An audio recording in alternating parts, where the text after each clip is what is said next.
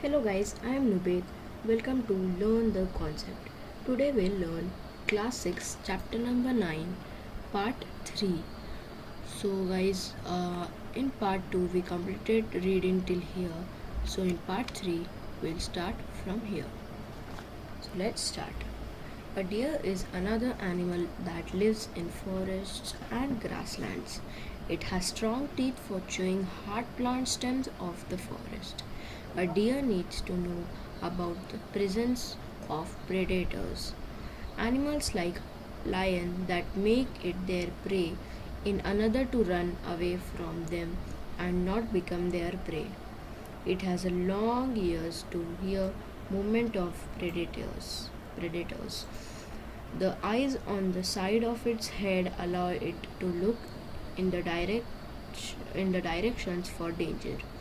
The speed of the deer helps them to run away from the predators. There are many other features of lion, a deer or other animal plants that help them to survive in their habitat. Let's talk about some aquatic habitats. Oceans. We already discussed how fish are adapted to live in the sea. Many other sea animals have streamlined bodies to help them move easily in water. There are some sea animals like squids and octopus which do not have this streamlined shape. They stay deeper in the ocean near the sea and catch the prey that moves towards them. However, when they when they move in water, they make their body shape streamlined. These animals have gills to help them use oxygen dissolved in water. So they are talking about now breathing, how they breathe in the water. So we human beings live in the earth.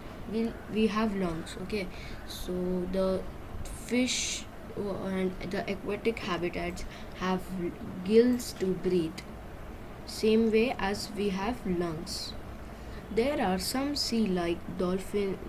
animals like dolphin and whales that do not have gills. They breathe in air through nostrils or blowholes that are located on the upper part of their heads. This allows them to breathe in air when they swim near the surface of water. They can stay inside the water for a long time without breathing. They come out to the surface from time to time to breathe in air. Did you ever see this interesting activity for dolphins in television program or films or ocean life? Now let's talk about ponds and lakes. Have you seen plants growing in ponds, lakes, rivers, and even some drains? Go on a field trip to a nearby pond if possible and try to observe the kinds of plants that are seen there. Observe the leaves, stems, and roots of these plants. Some of these plants have their roots fixed in the soil below the water. You can see here. In water, in terrestrial plants, roots normally play a very important role in the observation of nutrients, water from the soil. However, in aquatic plants, roots are much reduced in size and their main function is to hold the plant in place. The stems of these plants are long, hollow, and light. The stems grow up to the surface of water while the leaves and flowers float on the surface of water. Some aquatic plants are submerged in water. All parts of such plants are underwater. Some of these plants have narrow and thin ribbon like leaves. These can bend in the flowing water. In some submerged plants, leaves are often highly divided through which the water can easily flow without damaging them. Frogs usually lives in water, in ponds.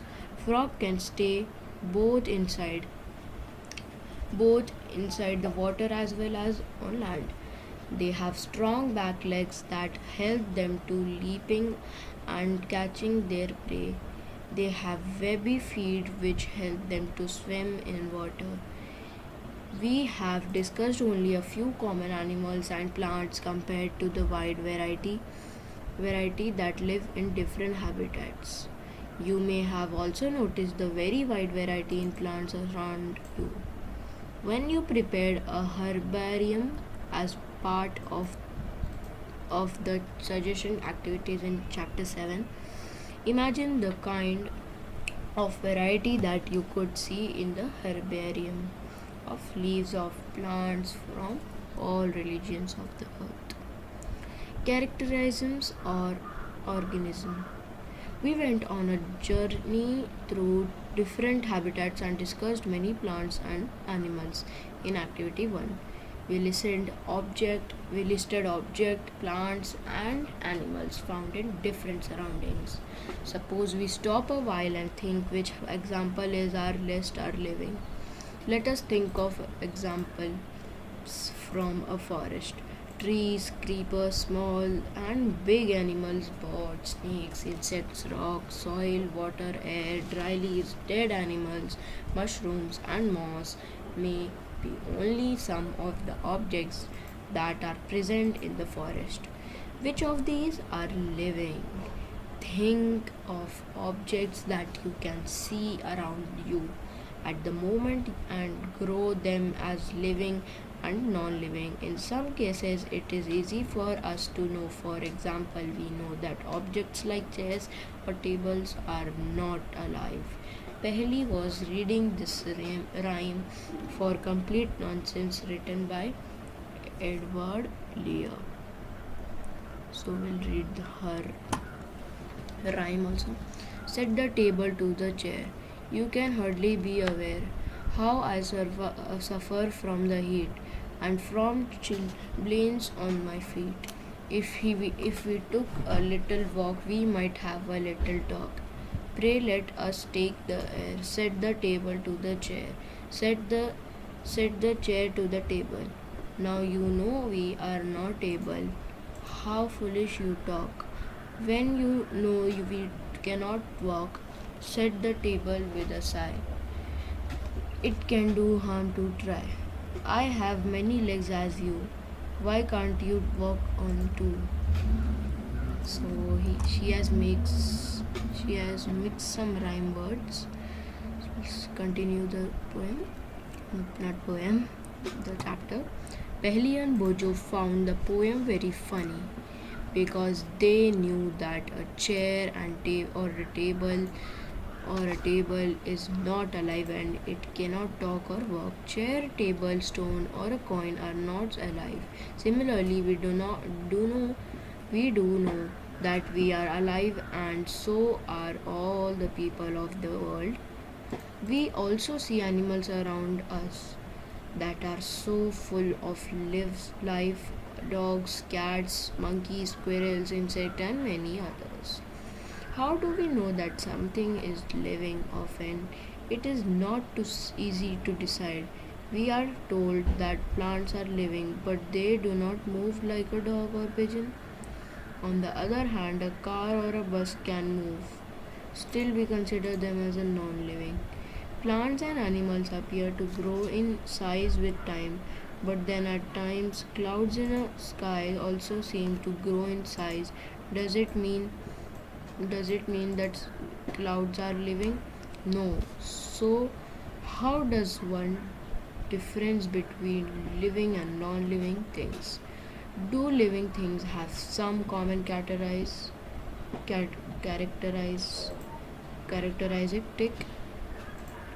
that make them very different from the non-living? You are the wonderful example of the living being. What characteristic do you have which make you different from a non-living thing? List a few of these characteristics in your notebook. Look at your list and mark those characteristics that you have listed, which may also be found in animals or plants. Some of these characteristics are perhaps common to all living things. Do all organisms need food? In chapter 1 and 2, we learned that all living things need food and how essentially it is to animal and to us. We also learned that plants make their own food by the process of photosynthesis. Animals depend on plants or other animals for their food. Food gives organisms the energy needed for them to grow. Organisms also need energy for another life process that go on inside them. Do all organisms show growth? Does the kurta you had for 4 years back still fit you? You cannot wear it anymore, isn't it? You must have grown taller during these years. You may not realize it, but you are growing all the time and in few more years you will become an adult. Young ones of animals also grow into adults. You would surely have you would surely have noticed pups grow into adults. A chick hatched from an egg grow grow into hatched grow into a hen or a cock. Plants also grow. Plants also grow. Look around you and see a few plants of a particular type. Some are very small and young. Some are bigger. They may also they may all be in different stages of growth. Look at the plants after a few days and weeks. You may find that some of them have grown in size. Growth seems to be common to all living things. Do you think non-living things show growth? Do all organisms respire? Can we live without breathing? Then we inhale, the air moves from outside to the inside of our body. When we breathe out, the air moves from inside our body to outside. Breathing is part of a process called respiration. In respiration, some of the oxygen of the air we breathe in is used for by the body. We breathe out carbon dioxide produced in this process. The process of breathing in animals like cows, buffaloes, dogs, or cats is similar to humans. Observe any one of these animals while they are talking rest and notice the movement of their abdomen. This slow movement indicates that they are breathing. There is more. Respiration is necessary for all living organisms. It is through respiration that the body finally obtains energy from the food it takes.